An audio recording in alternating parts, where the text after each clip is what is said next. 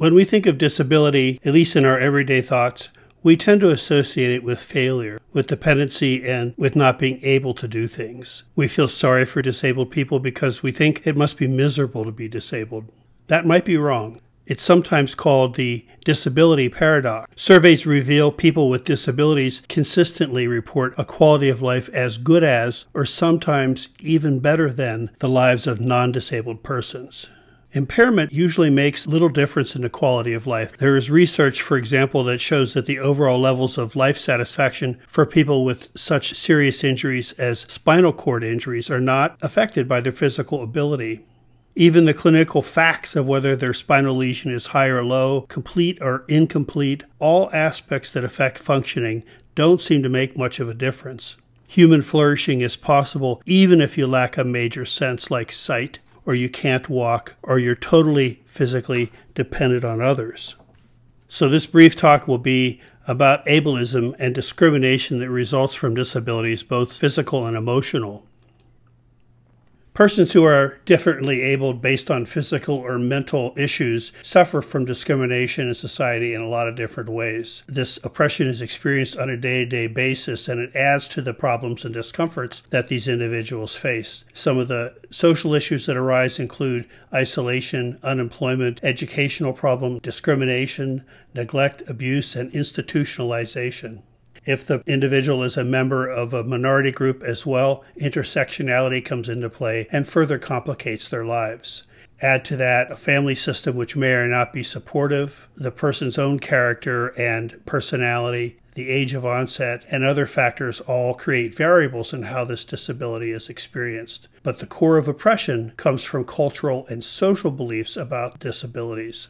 The environment can be more or less abling depending upon these factors. A few very basic definitions here. Functional disability is something you'll hear about from time to time when working with disabled individuals or sometimes elderly individuals as well. And functional disability represents the actual physical ramifications of the disability itself, that is, the limitations which result from that person's condition. The socially imposed disability, however, arises from the perception of the person's abilities or disabilities, and this results from the interaction with the social environment in large part. It is very structural in nature. We tend to view disabled persons with negative stereotypes that result in those persons feeling more isolated and marginalized than would be necessary, really, and as a result, they feel like they're worth less. And the degree of disability that this person feels then may be more related to the social environment than to the functional disability itself. When not handled properly by those around the disabled person, the disability can thus impair the person much more traumatically and pervasively than is necessary. If you look at the historical perspective on physical and mental disabilities, the meaning of these conditions has evolved throughout this history. The Elizabethan Poor Laws of 1602 identified those with physical disabilities as a part of the deserving poor and put a focus on the need for these individuals to have charity. And while this was benevolent in its enactment, nonetheless it tended to compound the stigma that was associated with the disability. In the early 1800s, Dorothea Dix, you may remember, advocated for improved services for the mentally ill. Prior to that time, the mentally ill and the physically disabled were often housed in almshouses, along with other individuals that were criminal in nature, for instance, and many of those almshouses were in deplorable shape. While Congress passed legislation that granted funds for improved services for the mentally ill, it was vetoed by President Pierce, who believed that the federal government did not have a role in providing for the social welfare of its citizens. During the 1800s, scientific knowledge began to flourish, and there was a desire to apply the scientific method to human beings and the human condition as a way to understand what motivated individuals. Social Darwinism resulted from this. In the early 1900s, a variation on this, eugenics, which was a science that was intended to improve the genetics of the human race, led to a view of the disabled as an unproductive, unfit, worthless group of people. Out of this, attempts to control their reproduction, for instance, was developed, and many were institutionalized in very terrible conditions. The result was that they were separated from the larger population during this time. Surgery, bloodletting, asylums, isolation, shock therapies for the treatment of mental illness in the 1800s and early 1900s eventually gave way to psychotherapy as that science emerged as a way to deal with problems, and pharmacology in the 1940s and the 1950s. In fact, after the World Wars, a more humanistic view of disabilities developed as so many disabled veterans returned from war and had great needs that society needed to tend to. By the end of the last century, strides were being made to mainstream the physically and mentally disabled in schools and in communities as a whole, and to break down barriers to access. Institutions were closed, and professionals put their focus much more upon community engagement and community treatment methods. The Americans with Disability Act of 1990 also paved the way for improved conditions for disabled individuals as well. First, we'll take a look at some of the concepts associated with mental and emotional disabilities. A psychologist by the name of Theodore Sarbin referred to the transformation of social identity that takes place when a person is defined as mentally ill and is admitted to a mental hospital. The person's diagnosis in and of itself is pejorative and is degrading to the individual in a public sense. People begin to lose their belief that the individual is competent. And this gives the person the basis for self-devaluation. The person becomes labeled as a mental patient and undergoes a transformation of social identity as a result. Persons begin to deal with that person as a mental patient, and eventually the person accepts that label. I worked with a young man in my master's level field placement in a psychiatric hospital, and one of the goals of the psychiatric treatment team was for him to accept his diagnosis of schizophrenia. He vigorously opposed that and didn't believe that he was schizophrenic, and his mere refusal to accept the label and to see himself that way kept him in treatment quite a bit longer than he probably needed to be. Having come from an environment where I worked with children and adolescents who were sent through the juvenile court system as an alternative to the psychiatric system, his behaviors were not much different from those kids that were being treated in behavioral treatment programs in the community. This is a good example, I believe, of the focus upon the label and what that can do to the individual. Sarbin also noted that social pathology tends to be diagnosed the most frequently among populations with predominantly ascribed statuses, such as the poor and the minorities. These persons who are most bound to these ascribed statuses and granted roles which they are compelled to enact are the ones who should have our most focused attention in social work. Irving Goffman was a famous sociologist in the 20th century who wrote about the conversion of the individual to a patient identity. In the process of becoming a mental patient, Goffman believed, the person's life history is revised in light of the current psychiatric diagnosis. While the professionals gather the history from the patient, mental health staff look back through the patient's life for those early symptoms of the mental disorder in that patient's past and trace them forward then from the patient's early years to the present. In order to make sense of the current situation, Goffman said the patient then has to rethink all of his or her past life as that of being a pre-patient with a mental illness gradually progressing and developing over the years. David Rosenhan wrote an article in the 1970s called On Being Sane in Insane Places. If you're not familiar with that article, as you take more classes with me in the next few semesters, you'll be reading it then, but he writes about this search for clues in patients' lives for what led to the current illness. Interestingly, many of the patients whose history was being reconstructed by the mental health staff were pseudo-patients. They weren't real. It's a very interesting article.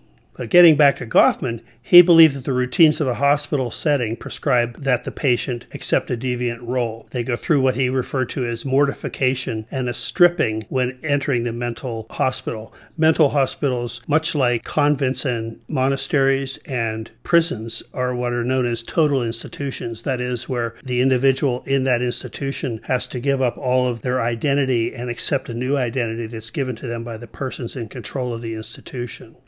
How patients are expected to behave in such a setting as the mental hospital creates many of the symptoms that are associated with the mental illness, creates the symptoms itself. The young man that I was referring to a few moments ago, in his refusal to accept the schizophrenic diagnosis, became very angry and began to act out violently. And this was attributed to his illness, even though it marked a frustration on his part, I believe, more than anything else for his view of the world not being accepted. Eventually, a good mental patient is going to accept the role that's assigned to him or her and become stigmatized in his or her own minds and again in the minds of others around them. And so the illness then becomes chronic. Thomas Szasz wrote a book called The Myth of Mental Illness in the 1970s, or probably the 1960s actually. And his theory was that mental illness is neither mental nor an illness.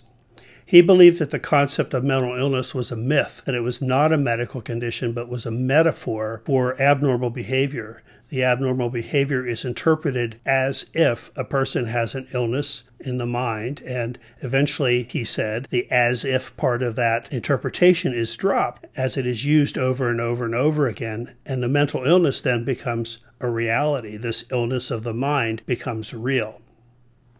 Szasz said he believed that mental illness is not an illness, it's deviant behavior, and that good mental health is primarily a person making good choices in life and nothing more than that. He believed that the notion of mental illness excuses the individual from responsibility for behaviors that that person exhibits and also subjugates the person to a mental health or medical professional and aids the mental health and medical industry.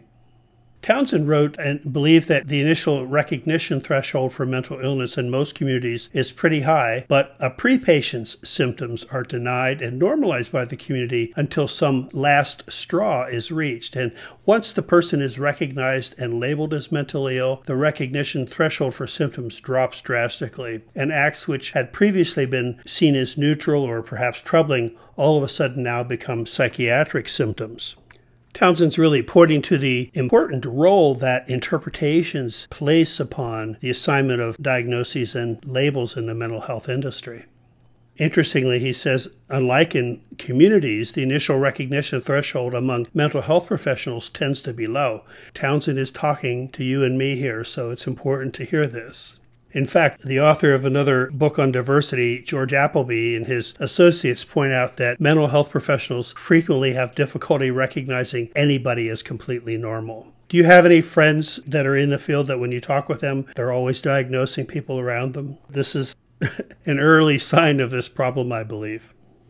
Clinical experts attribute the social isolation that these people experience to the nature of the disability itself. This is certainly up for disputation. When the disorders may indeed have significant problems and cause significant damage in a person's life, many of the obstacles that these individuals face have more to do with how the community responds to them rather than anything to do with the disability itself. Physical disabilities have another perspective to look at here, and they have a different impact and intervention implications depending upon when the disability is first discovered, and we have it separated here into early and later onset. I'm sure there are much more complicated and more thorough assessments of how to go about viewing disabilities, but for the purposes of this talk, this will suffice.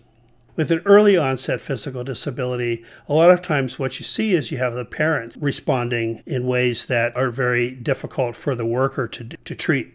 The parent's response, in fact, is very key to how the child develops. The parents may go through a mourning process and experience a sense of guilt if the disability is congenital. Sometimes this mourning translates into anger directed towards the individuals around the child who are unable to do anything to alleviate the disability.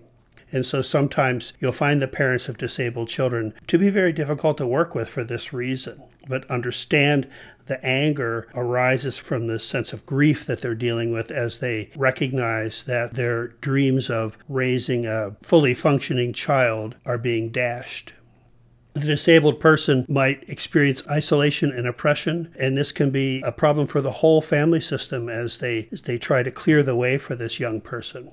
The responses of the family system and the responses of the individual really have options. How is it viewed by the family and by the individual? Is it viewed as a challenge, as a loss, or as a threat? And framing it as a challenge, this theory suggests, is more likely to have positive results. And when you're working with a family and the individual, this might be an approach that's useful to take. The earlier the intervention, the more progress is likely to be made in the child's development, and the greater compensation in functional abilities can be made in areas that relate to the child's disability. If the focus primarily remains upon the impairing nature of the disability, however, this is likely to affect the child's development in a similar way. Now, if we have a situation with a later onset of disabilities, then the implications for the person are different, as the person has had the experience of normal functioning to compare the disability to. This person may very well suffer a loss of identity for a period of time related to the loss of capabilities and roles, maybe losing career, relationships, and so on. And the client is likely to go through a period of mourning for their loss. This is certainly to be understood as very normal in this process. Sometimes there is physical pain associated with this disability, and this, of course, is true for early onset disabilities as well. And this pain can cause additional problems that need to be assessed and monitored as well. In recent times, there's been more of a focus upon the concerns with the use of medications for pain management and the other types of problems with addiction that can develop from that. And so this is something for the worker and the client as well to monitor closely. The personality of this individual and the individual's perspective will be a large factor in how he or she is going to deal with the disability. Again, is it seen as a challenge, a loss, or a threat?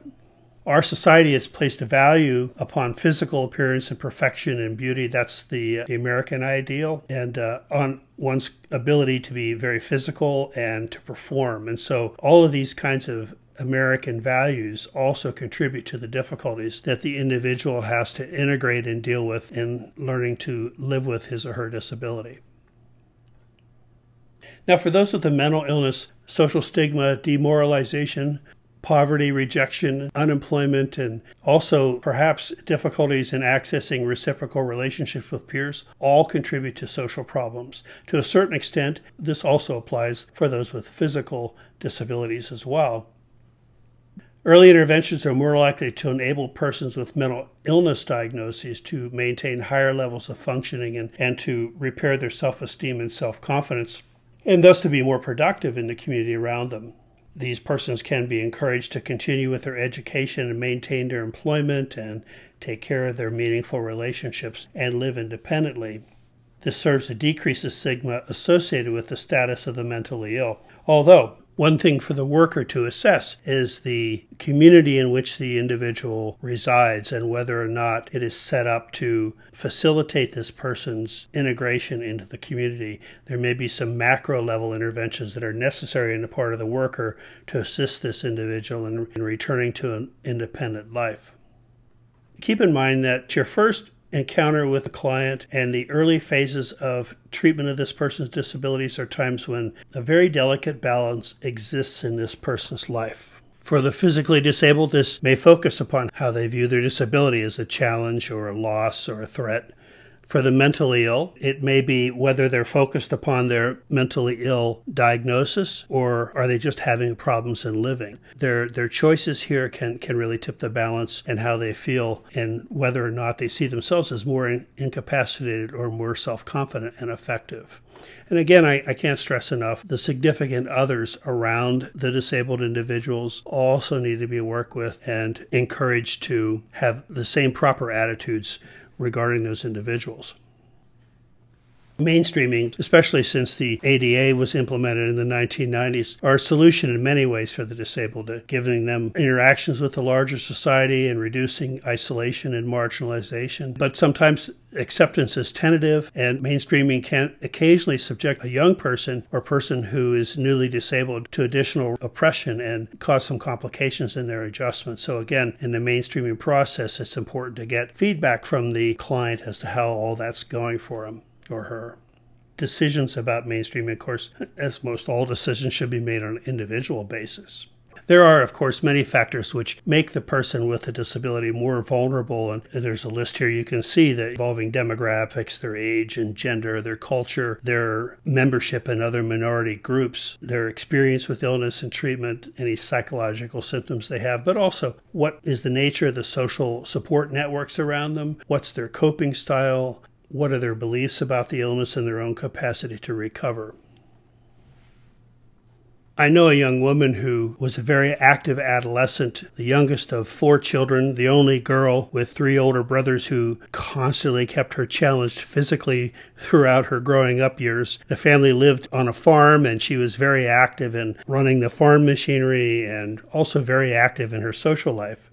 In her senior year in high school, she had a snowboarding accident which severed her spinal cord, and she's been confined to a wheelchair ever since.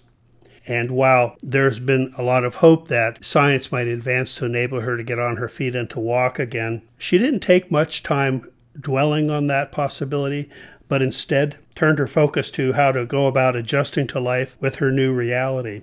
Got a job after graduation working as a teller at a bank and was supporting herself, was soon driving her own car and getting herself around in a wheelchair.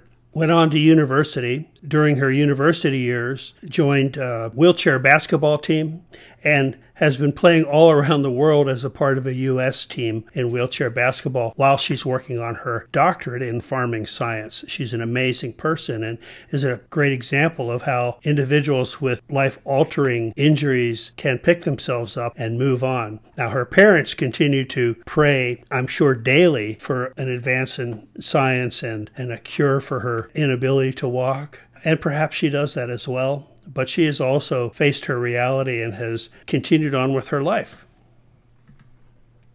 This really points to the need to assess for resilience and other protective factors in a person's environment. Keep in mind to look for the person's abilities while you work with this individual and not focus entirely upon what the person is unable to do. This is true for both physical and mental illnesses. Resilience is going to waver from time to time depending upon setbacks and successes. Nonetheless, the creativity of the person and concern for others, engagement with life are things that should be encouraged because they can have a very positive effect on adjustment. I found a website where an individual was writing about disability, and he indicated that he saw 3 things that were key in resilience. One was adaptation, and this was finding another way to do something. For example, the paralyzed person might wheel rather than walk to places. Coping is when an individual gradually redefines his or her expectations about functioning. Making a decision to stroll a half a mile rather than doing a 10-mile run and being satisfied with that half-mile stroll is a coping mechanism that can be very successful. Accommodation is when someone learns to value other things, deciding, for instance, that rather than going for walks in the country with friends, it's more important to be able to go to great restaurants with them. These are the kinds of things that individuals can do to adapt to their circumstances. This teaches us an important lesson that human beings are capable of adapting to almost any situation, finding satisfaction in the smaller things they can achieve, and deriving happiness from the relationships with family and friends, even in the absence of other triumphs. And the social worker must continue to intervene on this multidimensional level as well, as in all situations involving diversity issues, must also be engaged in a socio-political level through roles of advocacy and education. Both micro and macro level interventions are crucial in the treatment of individuals with physical and mental disabilities and are areas where you as a social worker can have an impact. Thank you.